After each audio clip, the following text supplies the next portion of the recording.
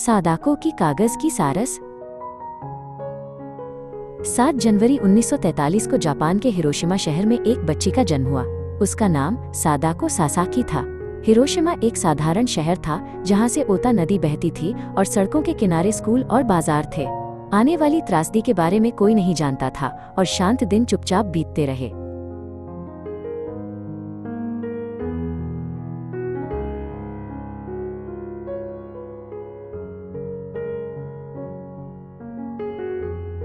अगस्त 1945 की सुबह 8:15 पर हिरोशिमा के ऊपर एक परमाणु बम विस्फोट हुआ।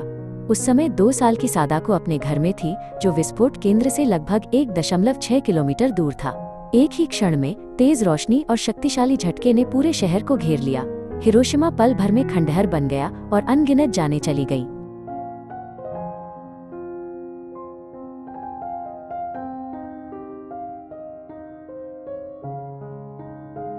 सादाको मानो किसी चमत्कार से जीवित बच गई। विस्फोट के समय उसे गंभीर चोट नहीं लगी और वो स्वस्थ बढ़ती हुई दिखी। युद्ध के बाद वो दौड़ने से प्रेम करने वाली एक चंचल लड़की बन गई, लेकिन विकिरण का अदृश्य प्रभाव चुपचाप उसके शरीर में बना रहा।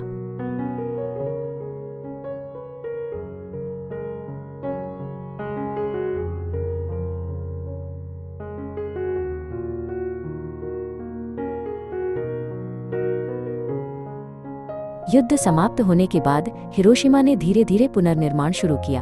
खंडहरों पर फिर से स्कूल बने और बच्चे अपनी कक्षाओं में लौट आए। सादाको नोबोरिचो प्राथमिक विद्यालय में पढ़ती थी और एथलीट बनने का सपना देखती थी। दौड़ में उसकी प्रतिभा स्पष्ट थी और वो स्कूल की प्रतिनिधि बनकर प्रतियोगिताओं में भाग लेती थी।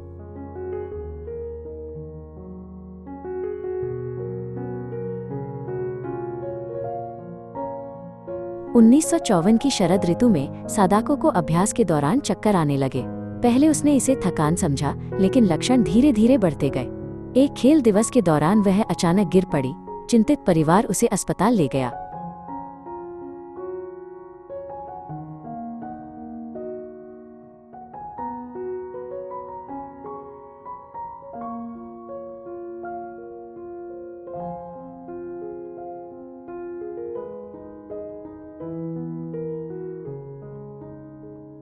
फरवरी 1955 में हिरोशिमा रेड क्रॉस अस्पताल में सादाको को ल्यूकेमिया का निदान हुआ। यह बीमारी परमाणु बम के विकिरण से गहराई से जुड़ी थी। डॉक्टर ने सावधानी से बताया कि उसके पास शायद केवल 1 वर्ष का समय बचा है।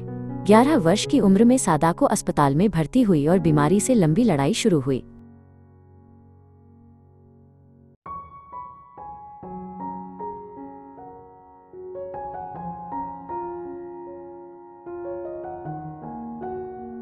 सादाको के दिन अस्पताल के बिस्तर पर शांतिपूर्वक बीतते गए।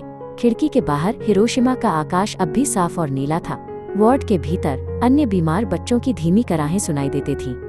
सादाको फिर से खेल के मैदान में दौड़ने की गहरी इच्छा रखती थी।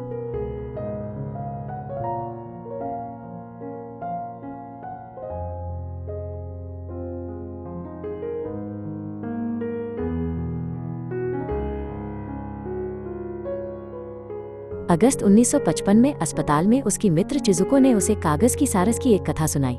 ये एक पुरानी जापानी कहानी थी जिसमें कहा जाता है कि 1000 सारस मोड़ने से इच्छा पूरी होती है। सादाको ने इसे केवल एक साधारण कथा नहीं माना। कागज की सारस उसके लिए फिर से जीवित रहने की आशा बन गई।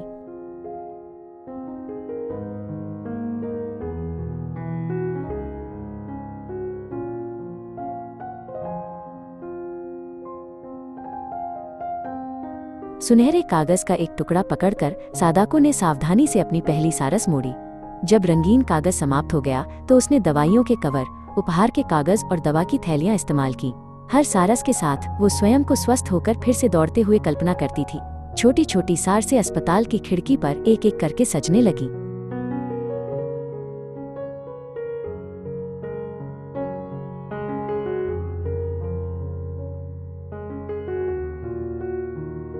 जैसे जैसे उसका शरीर कमजोर होता गया, उसके हाथ सारस मोड़ते रहे। सारस मोड़ते समय वो थोड़ी देर के लिए दर्द और डर भूल जाती थी। मिलने आने वाले मित्र और परिवार चुपचाप उसकी दृढ़ता को देखते थे। हर छोटी सारस में एक हार न मानने वाली लड़की का साहस भरा था।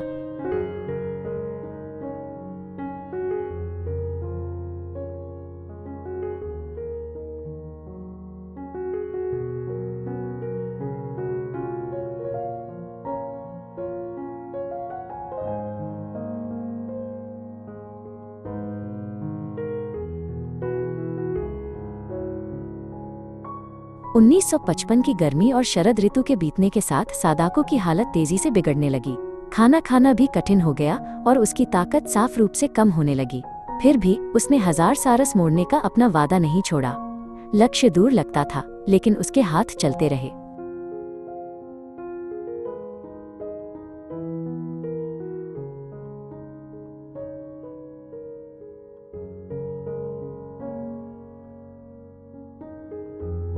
धीरे धीरे सादाको की इच्छा स्वयं से आगे बढ़ गई।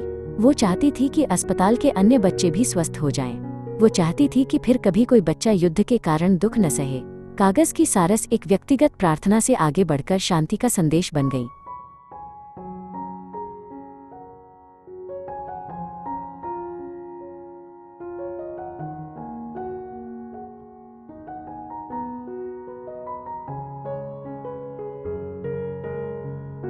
पच्चीस अक्टूबर 1955 की सुबह 12 वर्ष की उम्र में सादाको का निधन हो गया। परिवार के बीच उसने अस्पताल के बिस्तर पर शांतिपूर्वक आंखें बंद कर लीं। उसने कितनी सारस मोड़ी, इस पर मतभेद है। कुछ कहते हैं 644, कुछ कहते हैं 1000, लेकिन संख्या से अधिक महत्वपूर्ण वह शांत हृदय था जो वह पीछे छोड़ गई।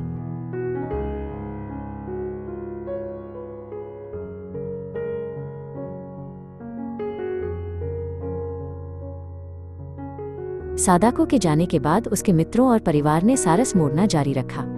वे उसकी अधूरी इच्छा को आगे बढ़ाना चाहते थे। कागज की सारसें अब केवल अस्पताल के कमरे तक सीमित नहीं रहीं। वे सादाको की कहानी के साथ दुनिया भर में फैल गईं।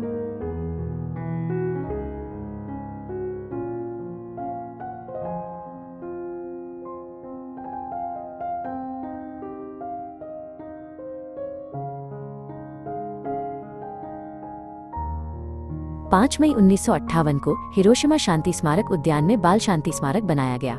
ये सादाको सहित उन सभी बच्चों की स्मृति में था जो परमाणु बम के कारण मारे गए। स्मारक के शिखर पर एक लड़की की मूर्ति है जो कागज की सारस पकड़े हुए है। आज भी दुनिया भर से अनगिनत सारसें इस स्थान पर भेजी जाती हैं।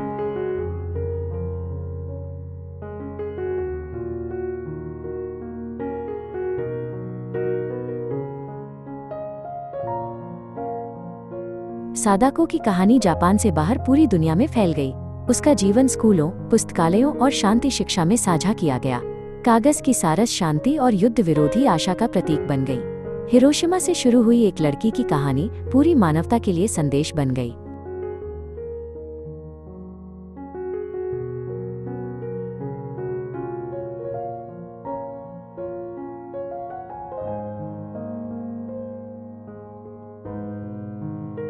सादाको ने युद्ध को नहीं चुना, वो केवल उस समय और उस स्थान पर जन्मी थी। उसका जीवन दिखाता है कि युद्ध निर्दोष लोगों पर कैसे घाव छोड़ता है। ये हमें याद दिलाता है कि बच्चों का भविष्य कभी भी बलिदान नहीं किया जाना चाहिए।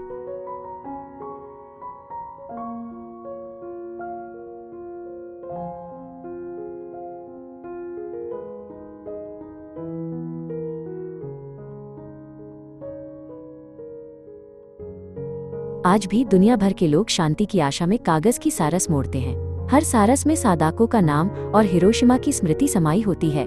कागज की सारसें अतीत को याद रखते हुए वर्तमान में जीने का वादा हैं। वे युद्ध रहित संसार के लिए एक शांत लेकिन स्पष्ट संकल्प हैं।